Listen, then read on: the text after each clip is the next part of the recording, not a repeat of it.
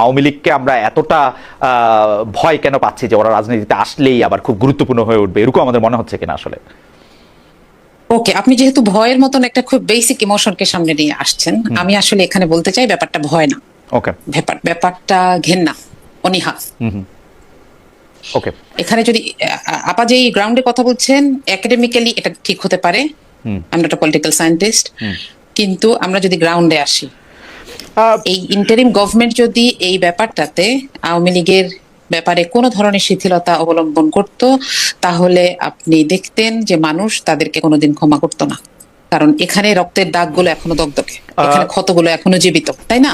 তো আপনারা হয়তো, আমি একটু বলি ভাই, আপনারা হয়তো দেখেছেন, আমি সংসদে সৌভাগ্য বলবো না দুর্ভাগ্য বলবো, আমার ঠিক ডান পাশে একজন শহীদের মা বসেন, এবং আজকে ওনার বক্তৃতা ছিল, বাজেট বক্তৃতা শেষে উনি শুরুতেই ওনার খুব ইমোশনাল হয়ে গিয়েছিলেন, এবং বসার পরে বেশ প্রায় ঘন্টাখানেক লাগলো ওনার স্থির হতে। হ্যাঁ, এই ইমোশনকে সামনে রেখে আপনি যেটাকে বলছেন ভয়, আমি সেটাকে বলবো অনীহা, আমি সেটাকে বলবো ঘেন্না, আমি সেটাকে বলবো প্রতিশোধ স্পৃহা। এখন আমাদের দেশের মানুষের কাছে আমাদের কৃতজ্ঞ থাকা উচিত, জেনারেল মাস পিপলের কথা বলছি, not any political entity only, যে যেই সময়টা ইভেন পুলিশও ছিল না, কথা ছিল, মানে আমরা যেটা ধারণা করেছিলাম, ইভেন আপনি জানবেন যে প্রবাসে একজন আওয়ামী লীগের একজন সমর্থক তিনি প্রকাশ্যেই বলেছেন যে এই সরকার নেমে গেলে আমাদেরকে কচুকাটা করে ফেলা হবে। সেই লেভেলের কচুকাটা হয় নাই, বরং উল্টা মানুষ গিয়ে মানুষকে প্রোটেকশন দেওয়ার চেষ্টা করেছে। এই জায়গায় এসে আমি রাষ্ট্রীয়ভাবে সহনশীলতা নিয়ে কোনোই প্রশ্ন করতে চাই না, বরং আমি বলবো যে 24-এর এই সময়টাকে আমরা এত তাড়াতাড়ি যারা ভুলে যেতে চাই, তাদের কাছে দেশের ভ্যালু আসলে কি? খালি কি একটা ভূখণ্ড, মানুষ না? না না না না, মাননীয় এমপি, আমি আপনার শব্দ থেকেই ধার করে আপনাকে বলি, আপনি বলছেন যে অনীহা, প্রতিশোধ স্পৃহা, ঘৃণা, শহীদের মায়ের আজকে যে আপনি সংসদে শুনেছেন, সেই সব কথা আপনি যেরকম জানছেন, আপনি যেরকম মানছেন, আপনি কেন ধারণা করে নিচ্ছেন, বা আপনার কেন মনে হচ্ছে যে বাংলাদেশের 17 কোটি লোকজন এগুলি ভুলে গেছে, 17 কোটি লোকজনের এটা মনে নাই?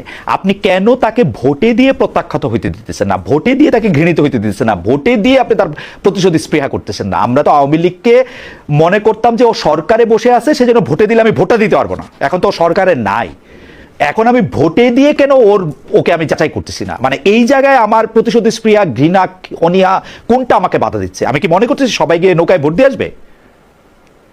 না না, কেন নৌকায় সবাই গিয়ে নৌকায়? ঠিক আছে, তাহলে কেউ নৌকায় ভোট দিবে না, ও 0% ভোট পাবে। কত পার্সেন্ট ভোট কাস্ট হয়েছে? অ্যাবসলিউটলি, আমি সেটাকে, আমি মনে করি না যে রাজনৈতিকভাবে এটাকে ভয় পাওয়ার কোনো কারণ আছে, অ্যাবসলিউটলি। বরং, এবং আমি 24-এর প্রেসাইডিং অফিসার ছিলাম, 24-এর নির্বাচন আমি দেখেছি 17টা ভোট পড়েছে সারাদিন আমার সেন্টারে। আমি নিজে 24-এর ইলেকশনের সময় ছিলাম, আমি দাঁড়িয়েছিলাম দুপুর 11টা পর্যন্ত, কোন কোন কেন্দ্রে 13টা, 14টা, 15টা ভোট পড়েছে ঢাকার মধ্যে। আমি সেটা লাইভ ইয়াতে বলছিও, মানে এটা যে আমি এখন বলতেছি ব্যাপারটা এরকম না, কিন্তু ঘটনা হচ্ছে যে মানে আপনি একটু কন্টিনিউ করবেন। এটাকে মাথায় রেখে, এটাকে মাথায় রেখে বিষয়টা হচ্ছে, এটা কিছুতেই এই ভয় না যে আসলে ওরা ভোট পেয়ে যাবে, বিষয়টা সেটা না। বিষয়টা, আপনি যদি এটার মূল কারণ জানতে চান, আপনাকে ইন্টারিম গভর্নমেন্টের কাউকে জিজ্ঞেস করতে হবে। আর আমি একটা পলিটিক্যাল পার্টি হিসেবে বলতে পারি আমার পার্টি কেন এটাকে সমর্থন করেছে। সেটা হচ্ছে এই তাদের এই কার্যক্রম, বিশেষ করে 17 বছরের গুম খুন এবং শেষ 1 মাসে তাদের কার্যক্রম, সন্ত্রাসী কার্যক্রম, এবং সবার শেষে তারা পালিয়ে যাওয়ার পরে তাদের যেসব জিনিস রিভিল হলো, সবকিছুর পরে একটা জাতির কখনোই, দেখেন, একাডেমিয়া আমাদেরকে স্বাধীনতা এনে দেয় নাই 24-এর। একাডেমিয়া আমাদেরকে বলে নাই এখন এটা করো, এটা justified, it was decided by people. এই জন্য আমি বলবো এখানে জনগণের অভিপ্রায় সবার উপরে। আপনি শিওর যে জনগণের অভিপ্রায় এইটাই কথাই, যে জনগণের যে মানুষ চেয়েছে, ইন্টারিম বাস্তবায়ন করেছেন, ইন্টারিম যখন বাস্তবায়ন করেছেন তখন যদি মানুষ না চাইতো আমরা তখন মুভমেন্ট দেখতাম, দেখি নাই। এটার চাইতে বড় প্রমাণ আমি কি ধরবো না?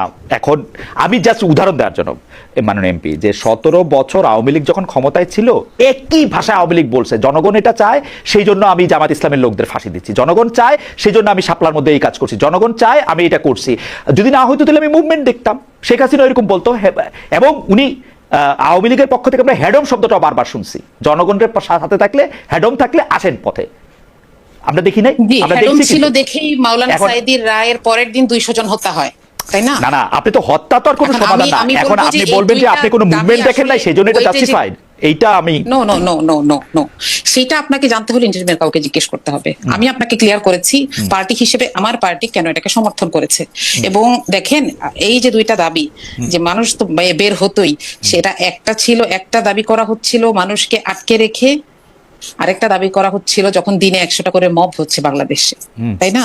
তো সেখানে তো মানুষ চাইলে বেরই হতে পারতো। তারপরেও বুঝি নাই এটা আবার একটু বলেন তো। আমি তো ওই সময় দেখলাম যে দাবিটার কথা আপনি বলছেন, যে জনগণ তো বের হতো, আমার সিদ্ধান্তকে যদি জনগণ পছন্দ নাই করে তাহলে জনগণ বের হবে, এটা যখন তিনি বলতেন তখন তার পেটোয়া বাহিনী মানুষের ঘরে গিয়ে তুলে এনে রাষ্ট্রীয় বাহিনীর কাছে রেখে নির্যাতন করছে। অন্তর্বর্তী সরকারের সময় ইন্টারিমের সময়ের কেসের সাথে তো তুলনা করা যায়। তারপরেও না মানুষকে কি কণ্ঠরোধ করা হয়েছে ইন্টারিমের সময়? ইন্টারিমের সময় তো আওয়ামী লীগ নিষিদ্ধ করার আগেও আওয়ামী লীগের কণ্ঠস্বর তো শোনার ক্ষেত্রে আমরা দেখি নাই যে ইন্টারিম বলতেছে যে আওয়ামী লীগ ইচ্ছা করলে কথা বলতে পারবে, বরং উল্টাটাই বলছে। ইন্টারিম বলা ছাড়া আওয়ামী লীগ নেমেছে, আমরা আওয়ামী লীগ নেমেছে কিনা আমি জানি না।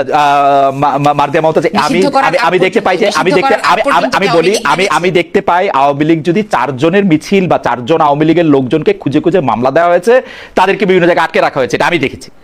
এখন সেই মামলার মধ্যে কত এটা যেরকম সত্যি সেরকম এক জায়গায় আওয়ামী লীগের কমিটিতে ছিলেন এরকম একজনকে আমাদের সাথে সংরক্ষিত মহিলা আসনে আমরা দেখতে পাচ্ছি। হ্যাঁ, কারণ আপনাকে যদি এখন জামায়াতে ইসলামের মধ্যে অনেক আওয়ামী লীগের লোকজন জয়েন করেছে, তো এটাতে তো অসুবিধা নাই।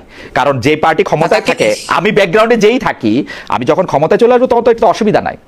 আপনি এটা জানেন যে আওয়ামী লীগের মধ্যে অনেক জামাতে ইসলামের বা ছাত্রলীগের মধ্যে অনেক ছাত্র শিবিরের লোকজন। আমি আপনার প্রশ্নটাতে ফেরত যাই, আমি যে দুটাতে তুলনা করেছি, মানুষকে কথা বলতে না দিয়ে কই এখানে কোনো শব্দ নাই বলা, আর মানুষের যখন বাক স্বাধীনতা আছে তখন বলা যে হ্যাঁ কেউ প্রতিবাদ করেনি, দুইটা দাবি আলাদা।